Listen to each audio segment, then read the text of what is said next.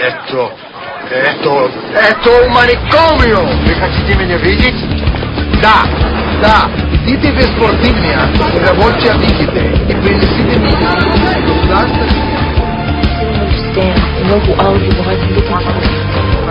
Avenge me! Avenge me!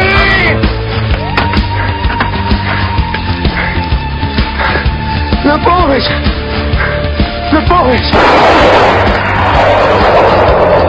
Don't cry! Hold it back! All that hate's gonna burn you up, kid. Keeps me warm.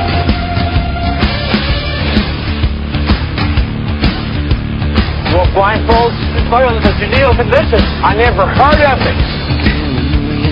Is in bloom, the transmissions will resume. I try to push, try to keep us all down, hope that we will never see the truth around. Another promise, another scene, another a package like to keep us trapped in greed. All green belts wrapped around our minds, and endless red tape to keep the truth confined. 12 o'clock, Americans, another day closer to victory. And for all of you out there on or behind the lines, this is your song.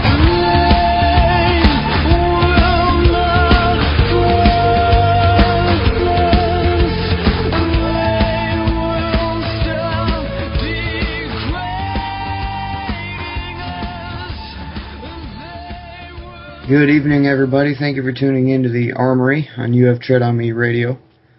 Tonight will be a pre-recording, so right now on Thursday at 5:45 Central Standard Time, it is live. But on Saturday night, if you're listening on Saturday night, it is a pre-recording. So if you're asking me questions in the chat room, I'm not going to be able to answer them. Tonight we have Major Cross on with the Ohio Minutemen Militia, and we'll be talking a little bit about training. So how you doing tonight there, Major? Very good. Glad to be here. Thanks for coming on. First thing I'm going to start off with a little bit is every show that I have, I want to push the creation of community.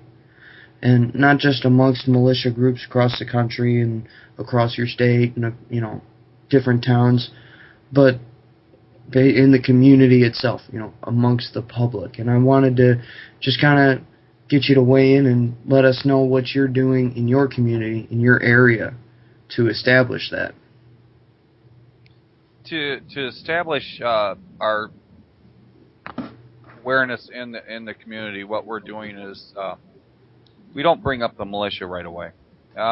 We will basically be talking to people about the current events and how they see it happening and rolling out. Then we give them a few other scenarios. We'll push the committees of safety, and with the committees of safety, then we roll into the Minutemen Project and how that is affecting and how it will benefit the community if the people themselves raise up, join a militia, and form their units in their areas, and how that's going to benefit them in the long run. One, it's going to benefit them from not having to have FEMA come in and take care of them when natural disaster happens. But two, it's going to reduce the crime, give them basically a neighborhood block watch, but for their whole community, not just one little area. It's going to reduce the need for a lot more police officers for crimes because, again, crime's going to go down. It'll get people to know each other again, and not just live 30 or 50 feet away from somebody and not even know them. This will bring the people together, bring that community, neighborhood type atmosphere back to our country that we're lacking so much. I mean, I remember a kid as being in a town and going to a block party where they close the streets off and everybody would just have picnics in the streets. That you don't have anymore. People don't talk anymore. They're so busy trying to make a dollar that there's just not time for the family and friends anymore. And family and friends is what it's all about. In the end, that's all you got is your family. That's right. And by interjecting, kind of asking them, what would you do to protect your family? How far would you go to protect the lives of your family members and their rights? And we let them answer that question. And if they say, well, I'll do whatever it takes, well, then we give them the options and we lay it out for them and say, this is how you can do that. And because if you form a militia in your community, one, you don't have these basement militias and these groups popping up causing terrorism and stuff, wanting to destroy the infrastructure of your town. You know who it is in your militia because you're part of it. They have to get involved. We are non-political. We do not talk politics because, frankly, the Constitution has nothing to do with politics. We stay towards just the rights and the way that a republic should be, and try to educate a little bit people on the meanings of what our founders were talking about. I mean, if you read the Federalist Papers and you understand the definition of organized and unorganized and well-regulated, they kind of understand that at that point, and then you can bring in the militia more and more and more. But we always use Minutemen first before we use that word militia. It's a little bit kinder word for them to understand, and they're not going to raise their eyebrows when they say Minutemen, but you say militia, and the first thing they do is raise their eyebrows. Right. Well, I mean, the media's been extremely successful in creating a chill factor to even associating yourself with the word, the M word, anything like that. And, you're right, we've lost all sense of community, knowing your neighbors, having block parties and taking care of each other and doing all these things. Now, you mentioned the Minuteman Project. Could you go into detail with what that is? The Minuteman Project, basically, it's militia. But the word Minuteman is something that people look at as more of a patriotic word than a threatening word. So instead of using the word militia, we'll say Minutemen. Because it cannot...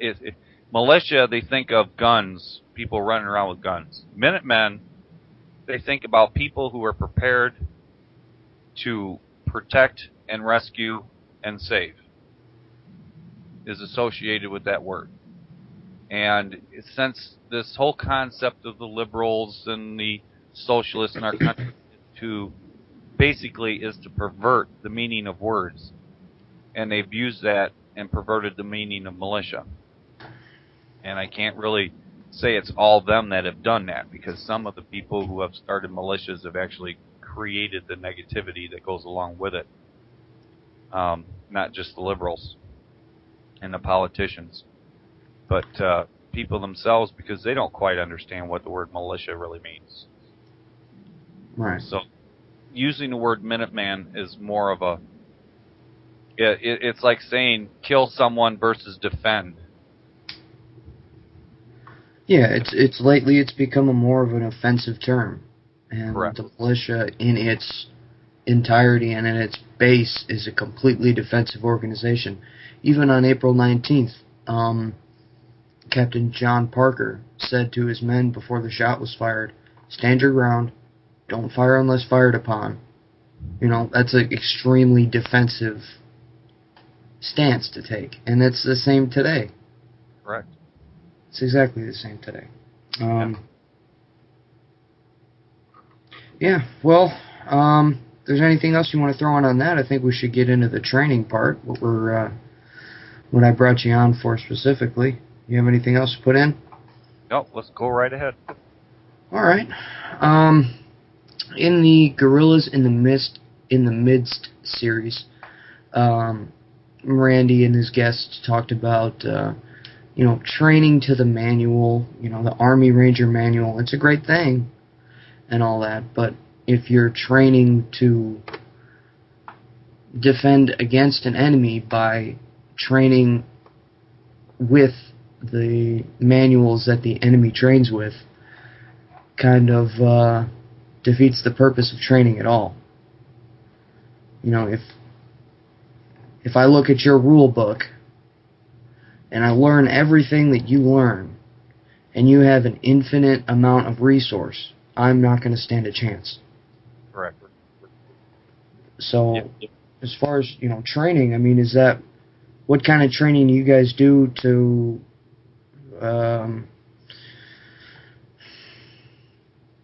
for guerrilla type action? Is that, because we're not going to be able to, sorry, I'm at a loss of words right now. We're not going to be able to stand in a face-to-face fight with anybody, any modern military. The resources will, we just don't have them.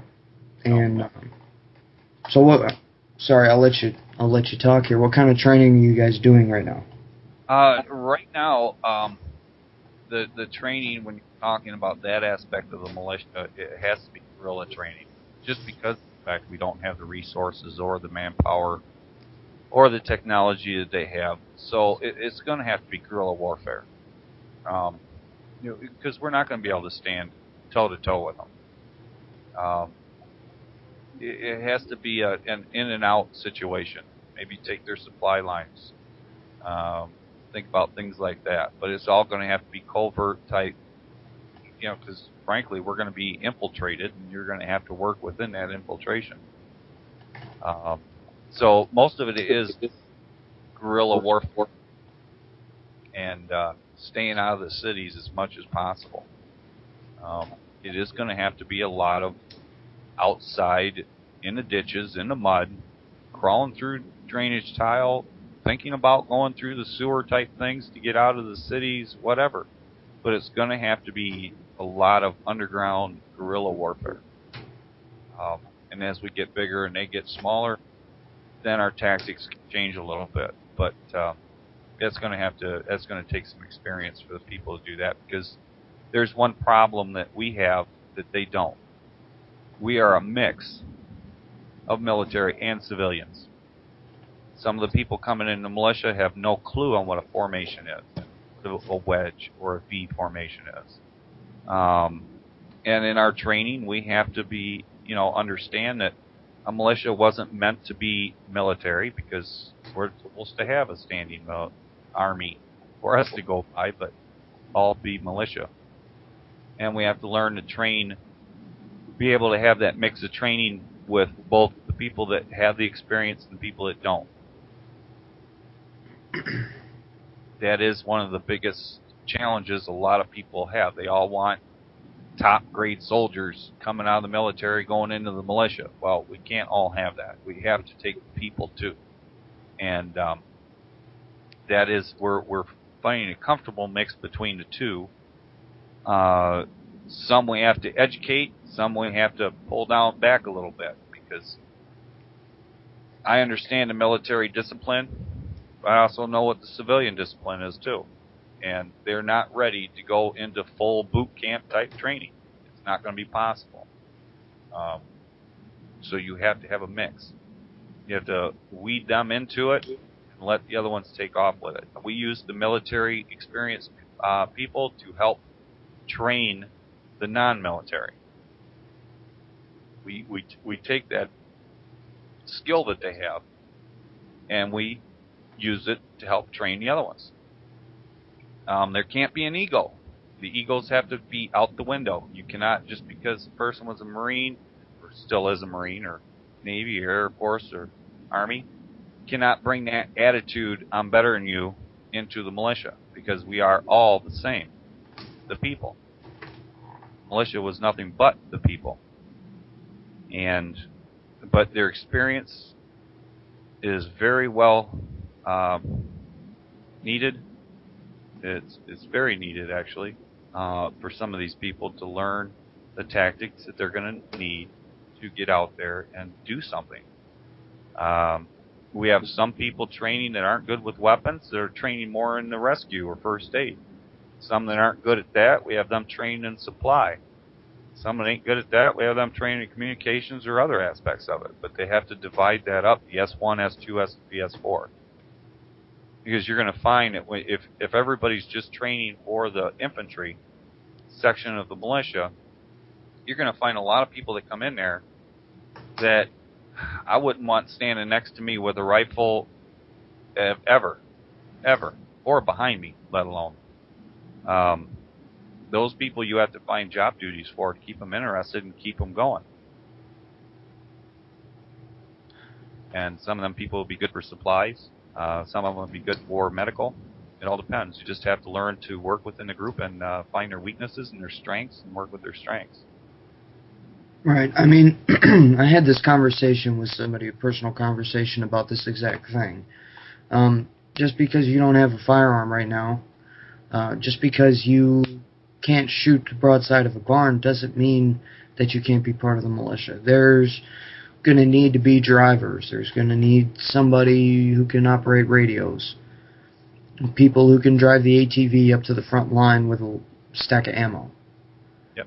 You know, there's always room for anybody.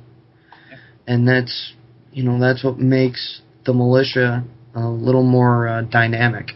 Is you've got car mechanics, you've got welders, you've got union pipe fitters, you've got all these different people with all these different backgrounds, and they all work together if you can organize it properly. That's where the leadership is very important. The leadership's got to be able to recognize where a person's weakness is, what their strengths are. And if they're looking at just to build an infantry group, they're probably going to lose a lot of members because they can't position them in the right position where they need to be. And some of these people probably should never ever pick up a gun so they can be a mechanic and turn a wrench and fix the equipment. Or someone could be in charge of making sure all the food is distributed or something like that. I mean, they've got to be able to do their part. And it cannot just be guys carrying guns. Because not every gun carrier is a patriot. Not every patriot is a gun carrier. Well said. I like that. When I had Darren Wilburn, White Owl, of the Florida South Charter Oaks Constitutional Militia, he said something that's kind of stuck with me. He said, in establishing leadership and gaining the respect of the men and women in the unit, he makes sure that when they're training, you can't be a Marine Corps drill instructor on these civilians. You're just not going to get through, get what you want out of these people by screaming and yelling and acting like a drill instructor, and B, they just won't listen to. They won't come back, right? And they'll leave in the first place. And how does the command staff and NCOs, or however your structure is, how do they conduct themselves at training events? At the training events, what they do is we usually hold different classes at the same time. Some people may be sitting there doing a sit rep, learn how to sit rep or the Carver reports, and then someone else may be working on the firing range. Someone else may be working on navigation. And then what we do is when they go through those classes, we see how comfortable they are at what they're doing. And if they are better at the reports, then that may be an area where they will strive more into communications. If they're better at the firing range and they're comfortable at that, great. Then we'll move them on to the next step, which is the guerrilla warfare. If they're better at navigation, we can put them as the radio man, or the one that helps them with the navigation. It's finding out what strengths they're going to have in that unit that's going to be the most important part. And there is a time when you're screaming and hollering that is helpful. And there's a time when it's not. Most people, when they practice on their firing range, they're practicing their breathing, they're slow, they're practicing their stances, and they're just shooting a target. Have the people do jumping jacks. Put them in a combat tactical position and have them shoot after they do their jumping jacks and give them a time limit. See how good they do. they'll do a hell of a lot worse than they did when they just calmly went up there, positioned themselves, and breathed and shot. Yeah, that was a big thing I wanted to bring up tonight, was stress testing. Yeah. Like you said, jumping jacks and a time limit, that's more than enough stress for an amateur shooter, but with the group I was with, we were actually not screaming at the shooter, but shouting out the different targets. We had 4 different targets downrange, and A, B, C, or D, and the range officer would shout out which one, and you had to switch, all while moving and shooting from cover, reloading, doing all these jams. Once you get into the more advanced shooters, people who are more comfortable around the gun and safer with that gun, trigger control, muzzle discipline, all these things, then you could start doing those more hardcore drills, right. Screaming and shouting, and Yeah. That is something that we do. We have to go through the steps. I mean, nobody's going to go into tactical combat fighting tactics if they haven't gone through the standard safety class first.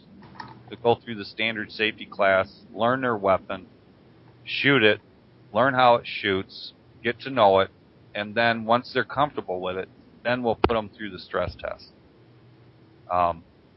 Gets them an idea of what they can expect. And we're kind of like shouting because it's already arranged on which one they're going to shoot and stuff. But we give them like the targets down range, and they have to shoot, but they have 3 seconds to shoot one or 3 seconds to shoot another. It's all laid out.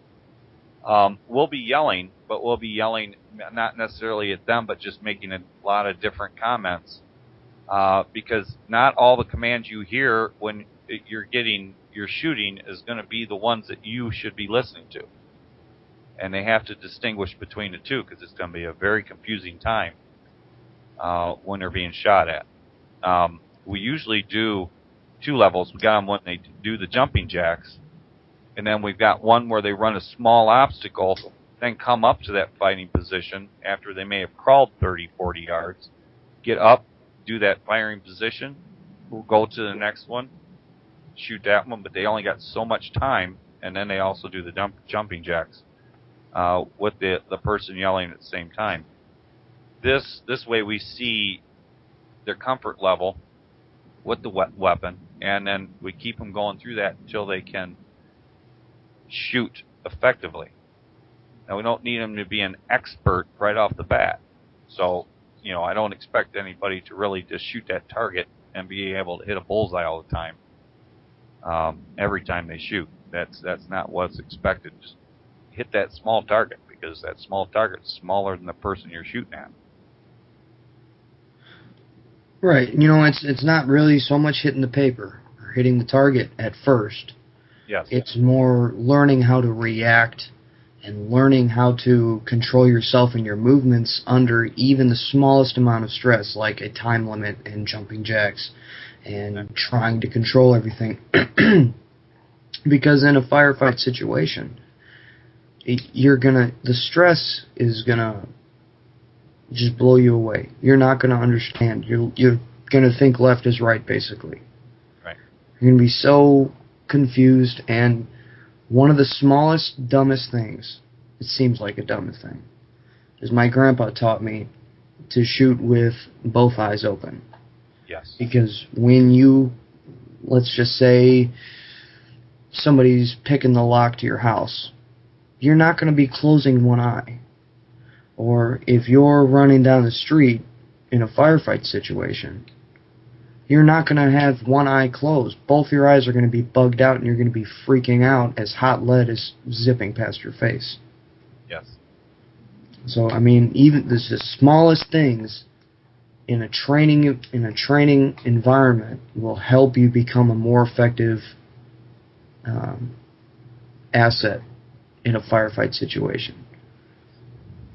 Because if you don't stress test, you're just going to freeze up when the time comes. Oh yeah, because there's so many other factors. Not going to be used to the bullets whizzing past their head. They're not going to be used to the noise. All the destruction of them. There's so many different things that can, distract them from paying attention to what they're doing, and they have to get known regardless of what's going on around them or how tired they are. They have to find that zone. And once they get into that zone, they should be hitting most of their targets and consistently. And it's going to take a while for some guys. I mean, some people may never get it. But then that's when you tell them, well, we know what you're not necessarily going to be on the front. You're going to be in the back. Right. Now, for this goes along with stress test also on a smaller level, but it also works with squad movements and communications, hand signals, stealth, things like this on smaller levels. Do you do airsoft or paintball or anything like that? No, we won't do that because that's a gaming mentality. I think one of the biggest things that would piss me off is if somebody started laughing because they got shot with a paintball in an actual realistic situation. They'd be screaming. I don't want the guys getting into a gaming mentality. We already have enough of that with these guys calling up, we should do the video games. That doesn't help them. If they want to learn to do it, they need to do it. And they have to understand that we're not going to do paintballs because, first off, our guys can't afford to go buy a main battle weapon and then go ahead and go buy another $500 paintball gun. And it's not the same weapon as they'll be using. And it's not, sometimes there's too much of a difference between your rifle and a paint gun. And unless you're going to pay $500-$600 for one that looks almost the same, or it's actually built the same. But most of the people can't afford that anyways, and that's an expense we don't really care to push on to the people. You've got to have a paint gun that you're only going to use at this point, and that's it. So we don't go into the paintball or airsoft because it's too much, like I said before, too much of a gaming mentality. Yeah, that's a good point. You were talking about stress testing and doing the jumping jacks on the range and little obstacle courses. Do you do any squad-based movement training, bounding Overwatch and things like that? Yes, that's all in our requirements. We have level 1, level 2, level 3 training, and level 4 training. Most of it's from like the national standards of the militia, but it's been changed a little bit to fit the situation that we're facing because we're not all military. But it's important for them to know that, and a lot of times, especially when you have these groups that are only 3 or 4 people at a time, I mean, we make sure that the first thing they're doing is fire team formations. Learn how to do that, and when they get bigger, then they can do the squad, or when they go to another area and practice with some other fire team, then they can do the squad formations, tactics, and then on up. As we grow, we're getting bigger, we're able to do more of the company size formations. But they have to work from they got to walk before they can run. So we start them out the basics and work our way up. Okay. What kind, without, I'm not trying to pry or anything like that. If I ask a question that's a little too overbearing, let me know.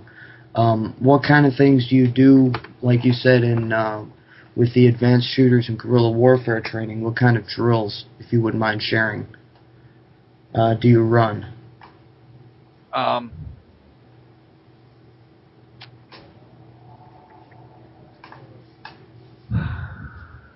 Not tactics are really going out the main people. That's more of our SOG teams. And the SOG teams are kind of like on a need-to-know basis. And when we get people that are at a certain skill level already, maybe present military, that have got the actual experience, they're part of the SOG teams before anybody else. That's just because they have experience. We haven't gotten a lot of the guys up past level 3 yet that are just civilians. Most of them are stuck in, are right now working on level 2. Level 3 and 4, not too many of them can do it yet, but we're working on it. We're getting there. But as far as the SOG team tactics, we're going to keep that quiet. Yeah, that's fine. I understand that. When I was with this group before in Indiana, what we did at night was a glow stick drill. And we bought a bag of, I think it was 30, couple bags, and we ended up having 30 glow sticks.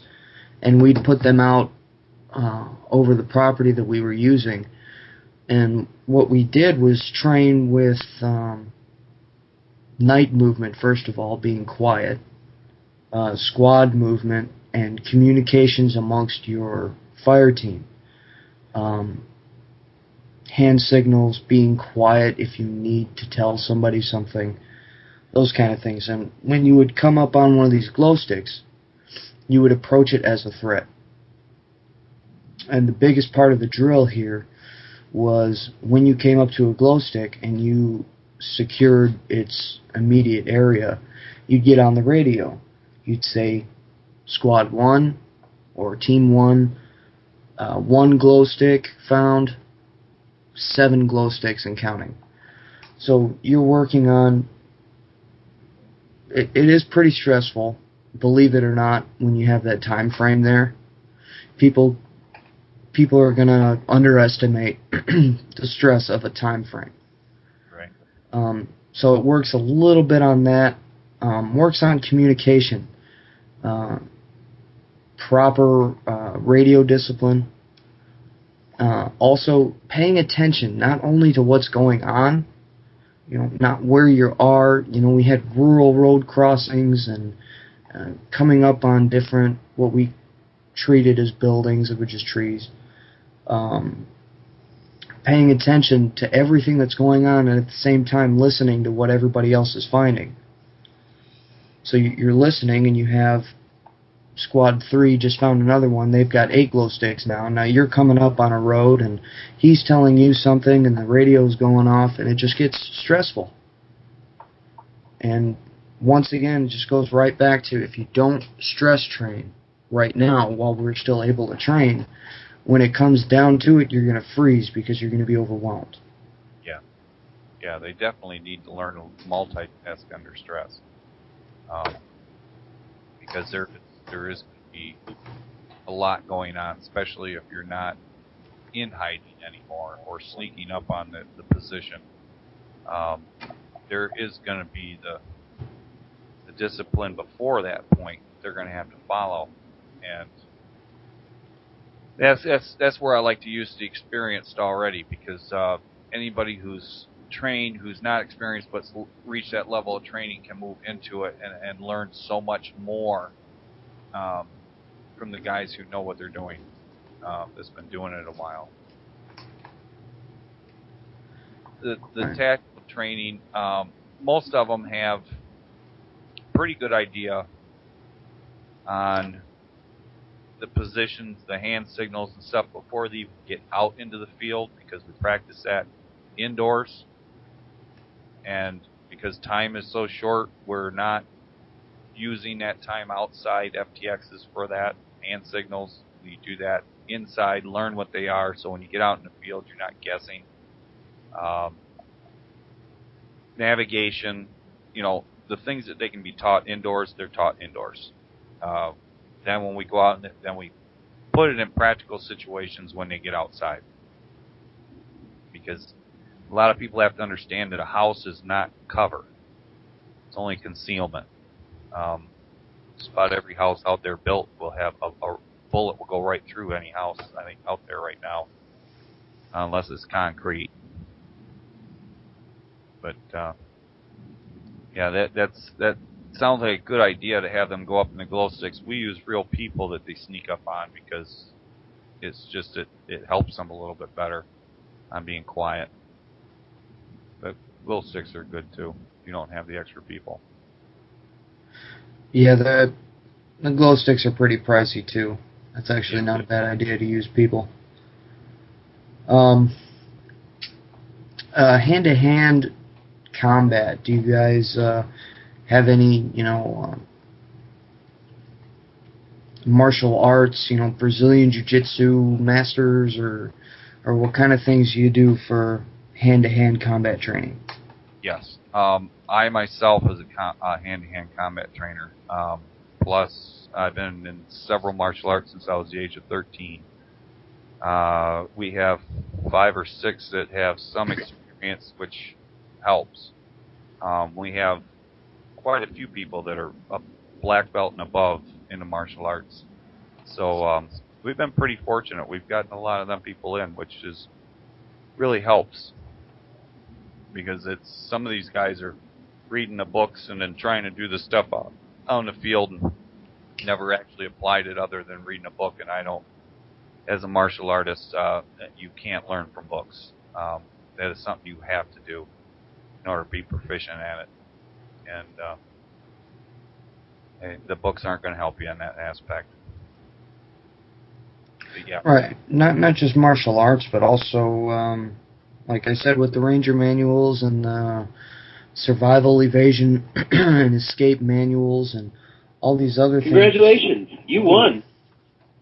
Sorry about that. We have the time now to train and become proficient. Correct. We need to use it because that time is running out. Every second counts right now. Right now, we've got a deadline for a certain level of training for the statewide.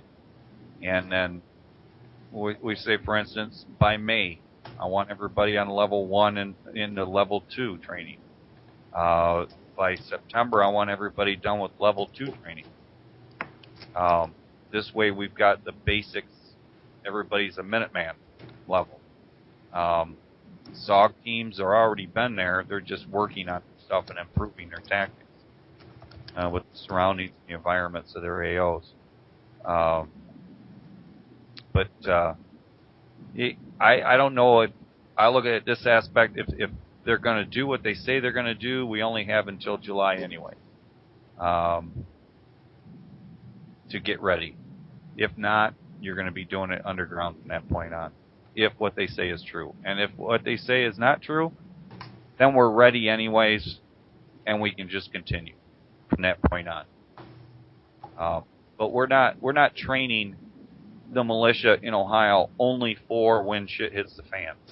We developed the OHMM to last through the generations, to be a traditional service once again for the people. So we don't need a large police force. We don't need all these laws that really don't prevent crimes, but just punish people after they do it. We don't need a big police force if you have a lot of militia and a traditional militia in your state. You'll reduce taxes. They'll reduce a lot of things. They'll reduce FEMA from coming into your area, because the whole population of your town is trained for rescue and search and able to provide that support that your firemen and your police force will need when there's a massive natural disaster. People will have a better chance of surviving a natural disaster or a man-made disaster if they're trained. So, I mean, we look at it at that point too. I mean, there's a lot of aspects to the militia, but we train basically to say this is what my son and my grandson are going to be doing when I'm out. They're going to be in here. It's a traditional thing again, back to what our founders intended us to be in the first place. Well, that's good. I'm glad to hear that, because they have effectively stolen our youth. Yes. And I just can't get over it. We're running out of time. The youth today, obviously I'm not speaking for every child and teenager, but they don't know the Constitution. They don't know what true personal freedom is. And they don't care. No, they don't. It's a me generation. Every kid's got a cell phone now. Every kid, expects to have a cell phone. My son asked me for one, and I told him no. Just be where I told you. When you say you're going to be someplace, be there. When I tell you to be home, be home. I never had to worry about that when I was a kid. We didn't have cell phones. And we didn't have half the problems that parents have today, even with kids having that communication ability. I think it's just too much for that undeveloped mind to be able to handle. And it's too much of a me generation. And everybody's competing to be better and richer and more successful than everybody else, instead of just doing what's best for the community and what's best for the country and their state and their family down the line. Just what's good for them. And that's not working. Too much of the Survivor series type crap going on, where I'll survive as long as I can with this person now stabbing in the back to get that $1 million. Yeah. That's just destroying our youth. It's destroying the adults. Too many sheep out there watching this stuff and just soaking it up, thinking this is the way it's supposed to be, and it's not. Well, a friend of mine told me it's all bread and circus right now. Yes. When the Romans had problems with their people starting to get pissed off, they just hold more gladiatorial events and pump those up, around town and give bread out to everybody. Right. And that would shut them right up. And I was speaking with somebody at work. I couldn't remember who. T-Mac, or no, not T-Mac. It was a football player. I can't remember what his name is. And I asked, who is this guy? Does he play basketball? And this guy goes, oh, no, he plays football, but he likes basketball. He played for this team, this team, this team, and this team. He also tried out for soccer. Here's his stats, and all this other stuff. And I go, you infatuate yourself with these people. And that's not the only football player that he's obsessed with. And I kind of see that as being a habit now, kind of a cancer. That we've become so obsessed with these gladiators and the gladiatorial events that we've lost sight of everything that's important. Yeah, because, they could sit there and spout off all this person's stats on most of the football teams, but they can't recite one sentence in the Constitution. They can't even say what their rights are. But they can tell you exactly what that guy's done in every game since he's been in it. I find that to be a major problem. I'm right there with you. That is a major problem. And I did confront, this is the last point I'm going to make on this story here, but I confronted him about this. I said, man, you got to kind of get a grip on yourself. You got to understand what's actually important right now. And he goes, well, that's my right to. It's my right to be obsessed with whatever I want to. And I go, well, it's not going to be your right for very much longer if you don't know your rights. If you don't know what your rights are, you can't protect them, and you can't know them or understand them. Correct. But we're going to get getting a little off track here. Just going to get back on to the training part.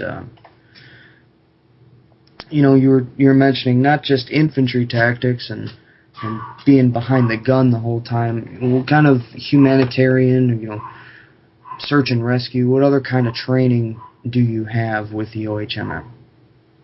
We have the navigation and the first aid. We're trying to get all of our members first aid certified and CPR certified. First and foremost, because then they're a benefit no matter where they are.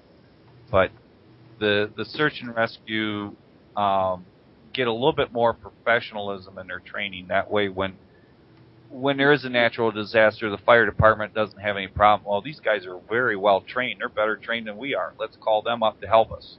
They're gonna be able to feel confident that we'll be able to do the job. And they have to take first aid, CPR, first responder, know those things. They don't have to be proficient at everything, but at least know what to do in case they find somebody to be able to sustain him until help arrives. That's one of our biggest things, other than infantry. Navigation, radio communications, food preparation, farming, what to eat, what not to eat, how to store food, emergency supplies for people during natural disasters, man-made, doesn't matter, either one. Get them aware and helping people, because if they can do it for themselves, they can help teach other people how to do it. Because if a tornado comes and knocks the whole town down, nobody's going to the store for bread and milk. They're going to have to be able to sustain themselves till help, arrives. Right. Do you go into caching of food, ammo, and supplies at all, or using PVC and putting those caps on the ends and sealing it and doing all these kinds of things to preserve and hide basically food, water, ammo, whatever you need? You do that kind of stuff at all too? Yes. Yeah. The stores of food. Yeah. We have a basic emergency preparedness list. They go through and try to do this as best they can for their own families and friends. And then as they get better at that, then they can adapt into like the storing and stashing of food in different locations for emergencies, different better ways of doing it, alternative energies such as a small windmill, maybe a small solar panel to help them be able to make that from scratch. Because you can make a windmill that's more efficient than one you can buy for $30,000 by just tearing a furnace apart. Finding an alternator, get some batteries together, put a battery bank up. The windmill only needs big enough to charge the batteries, not necessarily run the whole house. Right. And if you got a solar panel hooked up to it too, either way, you're either going to have sun or you're going to have wind. So we'll teach them that. More of the how to live off grid type tactics is what we're trying to get people to learn, because if the whole system collapses, they're going to have to know what natural remedies are, what foods they can cultivate from the wild, things like that, what's edible for them to eat. A lot of the survival tactics we do teach too. Okay. Now, you were talking about the windmill. It's not big enough to power the house, but it'll charge up the batteries. There's a point at which, if your house is the only one on the block with lights on, kind of you become a target.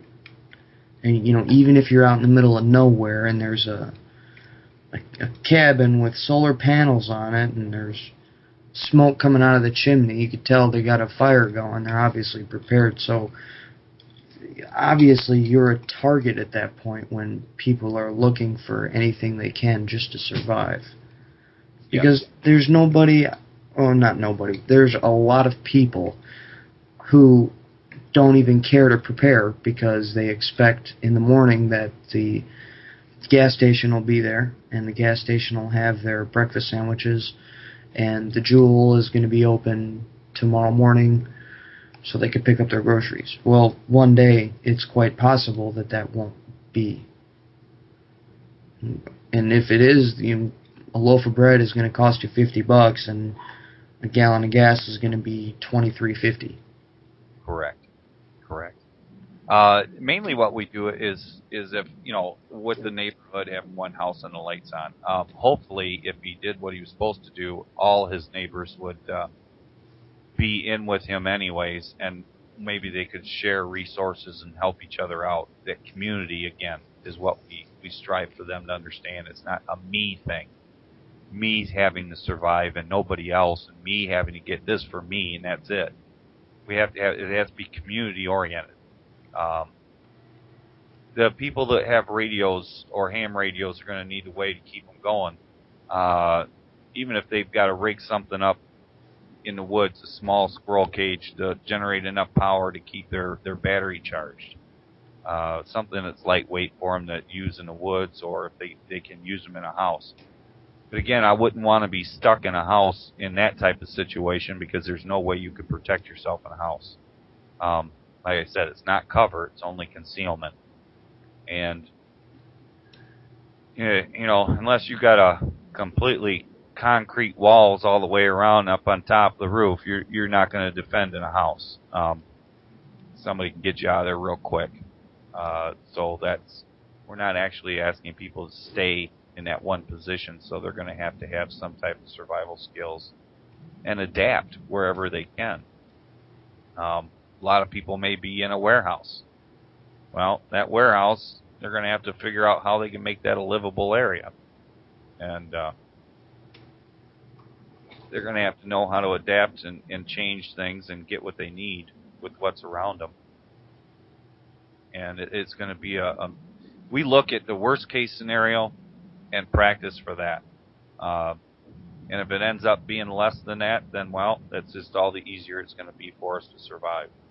But the worst case scenario is what we strive towards, and pray for the best. Because if you only practice for this situation, and it's a hell of a lot worse, then you're screwed, because you're not prepared for it. So we have to prepare and practice for the worst case scenario. Right. I'd love for everything to blow over and everybody can call me wrong all they want. I'd be happy if that happened. So would I. And look at it this way. The militia should be established not to finish a war, start a war, but to prevent a war. By having a militia big and strong, that may even be enough of a deterrent to say, we're not messing with them. Yeah, I believe I used this analogy in last week's show. The Ohio Valley Freedom Fighters held an open carry rally on April 19th some years back, right in front of the state capitol. Right. And there was about, I think it was 20-something militia guys there, full battle rattle, MBR, sidearms, everything, standing in front of the state capitol in Kentucky. And I think, 100 or so extra people just there, t-shirt, jeans, and a gun on their hip. Now, police, from my understanding, were dispatched to go to this protest to make sure that their rights weren't infringed upon by anybody. Now, when you look at what happened at the G20 in Pittsburgh, the militarized SWAT teams and state police showing up in armored vehicles the size of MRAPs with big speakers declaring this an unlawful assembly, and then using LRAD sound wave cannons and tear gas and you name it on people who were there, t-shirt, jeans, and holding a sign. So the term peace through superior firepower has more of a meaning than anybody understands. Correct. If I'm standing here and I have me and my buddies and we're all ready to fight, you're not going to come pick on us. There's an author, Vince Flynn, who says the lion has more sense to bother the the wolf has more sense than to bother the lion with so many sheep around. Mm-hmm. Yep. So, G20 absolutely right. G20 summits tend to be usually turn out to be a riot more than it is a protest, because most of the people that go to those summit meetings are usually the left anyways, and they're there to cause a riot. And I find that most of the violent protests are done by the left in the first place. Half the peaceful protests are done by the right. They're just to say this, hey, we don't like this, but we're going to be peaceful about it, like your tea parties. No, that's if the G20 summits were like a Tea Party protest. I mean, there'd never be a SWAT team there, because they're not bound to be a riot afterwards. Whereas the G20s, if you see, most of them will put on these black racks and these masks on their face, and they'll start throwing bomb or glass bottles or stuff at the police officers, and they'll try to destroy the buildings that are around them and stuff, and they cause a massive destruction. And that is the liberals trying to say, we want our way, and if you don't, we're going to destroy everything around us. And I don't find many of those summit meetings to be anything but the left, and then saying that it was the people on the right doing it. Same as in May through September, they're talking about the unions, SEIU, being the ones who are wanting to collapse the economy. Well, that's true. They're the ones that are going to be out there rioting. And they're getting the union members to support these union leaders who are just trying to destroy our economy in the first place. And if they understood the Constitution, the unions, the private unions, wouldn't be supporting the government unions that shouldn't be allowed to exist. Because no one has a right to work.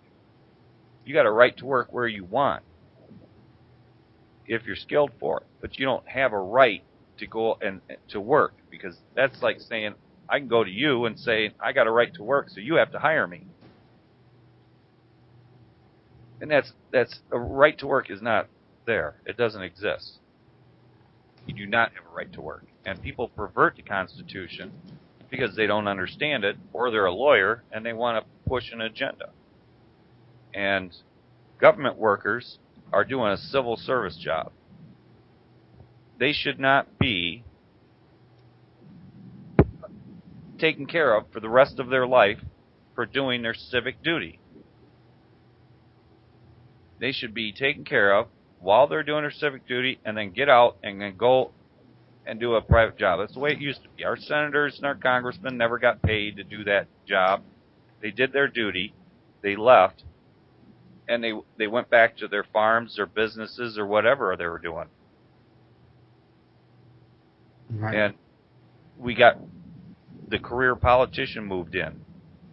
Now all of a sudden we need higher taxes because we got to pay for their welfare while they're in office. Now we got to pay for them for the rest of their life, regardless of the type of job they did. Now I don't know about you, but on a private sector job, you're paid for how well you do your job. Some people are, not everybody. I'm generalizing, but you should be paid for the how well you do your job, not paid because you are doing that job and then given a hell of a lot more money. I mean, the taxpayers are paying these people to work 2 years, do a shitty job, and then turn around and they say, well, I'm not getting rehired, but I got $200,000 for the rest of my life, a year. That's ridiculous. We need to get rid of these career politicians. We need to get rid of the unions because, first off, government can't petition itself, bargain against itself. They shouldn't be allowed to do it. But it's because we got lawyers, community organizers, SEIU going in there and pushing this agenda. Now, their agenda is not to help anybody but destroy the country so they can reestablish a bigger government.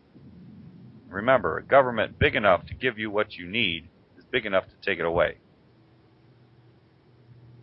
Absolutely. We coming up on 1 hour on the show. We're going to wind it down here. Major, go ahead and fire out some your website and any other information people want to get a hold of you from Ohio or elsewhere. Okay. Our Ohio website, or OHMM, is www.ohiominutemen.webs.com. You can reach the Colonel and I are both on there as command contacts. Our phone numbers and our emails are there if you need to get hold of us. That's my cell phone, so I carry it with me all the time. If you need any information on how to establish one in your own state or how to improve it, to get more public support, we're more than happy to do it. We can give you what information we have that's worked for us. Right now, we're very positive in the state.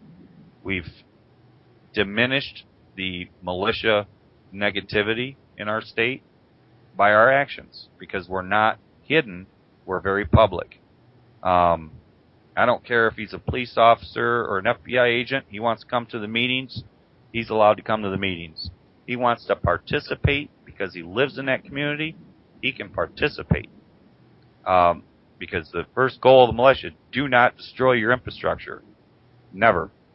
That is not a smart thing to do because after we win, gentlemen, we're going to need a place to live. And there'll be enough jobs. We don't have to create new ones by destroying bridges. Those are things that can be decided strategically throughout the thing, but our first goal should never be to destroy our infrastructure. But we are very open in our state. They know who we are.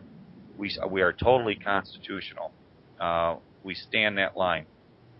We believe in constitutional carry, not just open carry. We stay away from politics. We'll help Tea Partiers understand what the committees of safety are. And we'll help the people that don't want to be Minutemen understand the Constitution and the committees of safety because they may not want to be in a militia, but they can be in the committees of safety. They may support us. They have to understand us. But getting out there in the public, not in a threatening manner, but in a manner of saying, hey, we're here for the community and help your community protect itself, not infiltrate and create something that you don't know about. But everybody must get involved. And the only requirement we have is you believe in that constitutional republic. That's the only requirement. You've got to believe in that constitutional republic to take that oath. If you don't believe in it, you're not taking in the oath. That's it. Because we're very serious about the oath that we take. And once you take it, we will demand that you follow it. Alrighty. Everybody else, we're about to sign off here. What I'm doing for this show is I'm basing a lot of what I'm doing on what you want to hear. So if you want to get a hold of me, go ahead at fox0911@hushmail.com. Comments, questions, you want to come on, anything. I'm basing this on what you guys want to hear. There's always going to be a thorn in my side, and that's me thinking that you just left the page wondering what the hell did I just listen to that for.